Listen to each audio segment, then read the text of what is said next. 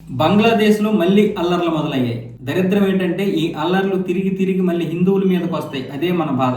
అయితే ఇప్పుడు అక్కడ ఆర్థిక సంక్షోభం కంటే రాజకీయ సంక్షోభం ఎక్కువగా ఉంది. ఈ రాజకీయ సంక్షోభం రేపు రాబోయే ఎన్నికల్లో చూపించడానికి వీళ్ళందరూ కూడా రకరకాల ప్రయత్నాలు చేస్తున్నారు. షేక్ హసీనాని ప్రభుత్వం నుంచి దింపడానికి ప్రధాన కారకుడైనటువంటి ఇంక్విలాబ్ మంచ్, రాడికల్ ఇంక్విలాబ్ ఉంది కదా, దాని యొక్క కన్వీనర్ ఉస్మాన్ నబీ హదీపై గత శుక్రవారం కాల్పులు జరిగాయి.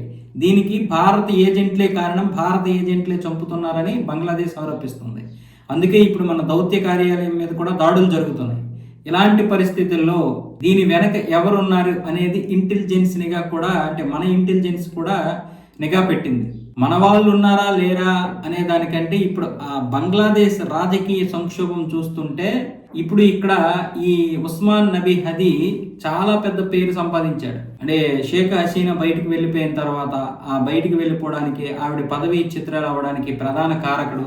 1400 మందిని చంపినందుకు గాను ఆవిడికి ఇదే శిక్ష వేయాలి, ఆవిడని ఎలాగైనా సరే ఉరి శిక్ష వేయాలని పిలుపునిచ్చినటువంటి ఇతడి పిలుపుకి లక్షలాది మంది బంగ్లాదేశీలు అయితే కదిలారు, యువత. ఆ యువతలో ఇప్పుడు హీరో అయిపోయాడు. రేపు 2026 ఫిబ్రవరి 12వ తారీఖున రాబోయేటటువంటి ఎన్నికల్లో ప్రధానమంత్రిగా పోటీ చేయాలనుకున్నాడు. పైగా అతనికి ఒక మంచి పేరు కూడా ఉంది అక్కడ. అందువల్ల ఇప్పుడు ఇతడిని చంపేశారు. దాన్ని ఇప్పుడు భారత ఏజెంట్ల మీదకి నెట్టేస్తున్నారు. బహుశా భారత ఏజెంట్లు ఉంటే ఉండొచ్చు కాక, కానీ ఇప్పుడు హదీని చంపాల్సిన అవసరం భారత్కి లేదు.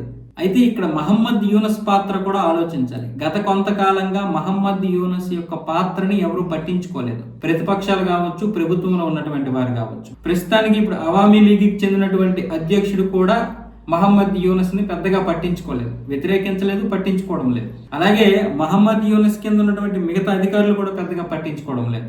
అందరూ చూపు కూడా ఇప్పుడు ఈ హదీ మీదే.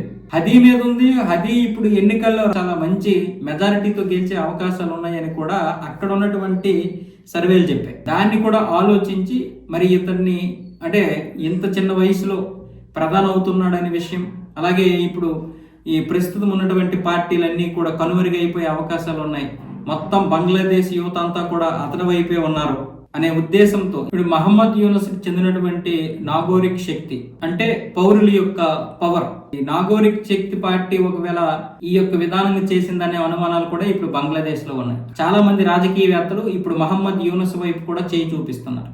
దీని గురించి మహమ్మద్ యూనస్ ఇంతవరకు ఎటువంటి వివరణ ఇవ్వలేదు. కానీ ఎవరు చంపారు ఏంటనేది ఎంక్వైరీ చేస్తామంటున్నాడు. కానీ అక్కడ ప్రజల యొక్క ఉద్రిక్తత చూస్తే మహమ్మద్ యూనస్ కూడా భయపడిపోతున్నాడు. అంటే అతడికి కూడా షేక్ హసీనా పరిస్థితి వచ్చే అవకాశాలు ఉన్నాయి. ఎందుకంటే ఇప్పుడు ఇతను గనక, ఎవరు ఈ హాదీ గనక ఉంటే, ఎవరు ప్రభుత్వంలో ఉన్నా ఈ యువతను ఉపయోగించుకొని వాళ్ళని ప్రభుత్వంలో ఉంచకుండా పూర్తిగా పదవి దింపేసి వాళ్ళని పదవీచ్యుతుడిని చేసి మొత్తానికి ఇతడైతే బంగ్లాదేశ్ ని నడిపించడానికి చూస్తున్నాడు. కాబట్టి ఇలాంటి వాడు బ్రతకకూడదు అనేది కూడా ఇప్పుడు అక్కడ రాజకీయ నాయకులు ఎవరైనా సరే ఇతడిని చంపే అవకాశాలు అయితే ఉన్నాయి. అయితే ఇప్పుడు దీన్ని ఇప్పుడు భారతదేశం మీదకి నెట్టడానికి చూస్తున్నారు చాలా మంది. బహుశా మన ఏజెంట్లు ఎవరైతే ఉన్నారో వాళ్ళు పాకిస్తాన్ లో ఉన్నటువంటి వారిని చాలా మందిని చంపేశారు, అందులో ఎటువంటి సందేహం లేదు.